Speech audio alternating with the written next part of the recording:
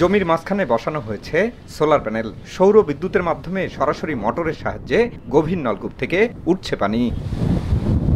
প্রযুক্তিগত উন্নয়নের সুবিধা নিয়ে ঠাকুরগাঁও জেলার প্রান্তিক কৃষকরা এখন কৃষিক্ষেত্রে সোলার প্যানেল ব্যবহার করছেন। চলতি বোরো মৌসুমে একরের পর একর জমিতে সেচ দিচ্ছেন তারা।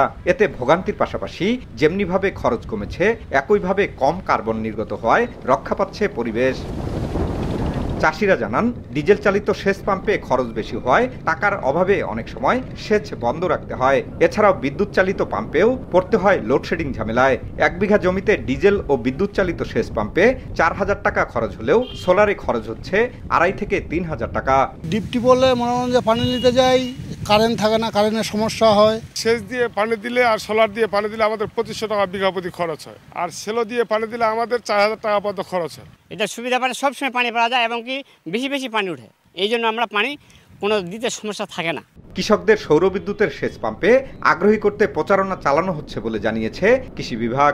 এই সোলার সিস্টেমে যে মেশিনগুলো চলতেছে, আপনার শ্যালো টিউবওয়েল হোক, এলএলপি হোক, এই মেশিনগুলোতে বিদ্যুৎ বা ডিজেলের তুলনায় খরচ প্রায় অর্ধেক হয়ে যাচ্ছে, যার কারণে উৎপাদন বৃদ্ধি হচ্ছে।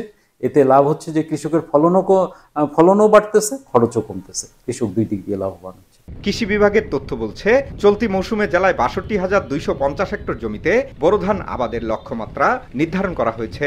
আর বর্তমানে 284টি সোলার প্যানেল পাম্পের মাধ্যমে 995 হেক্টর জমিতে সেচ সুবিধা পাচ্ছেন কৃষকরা।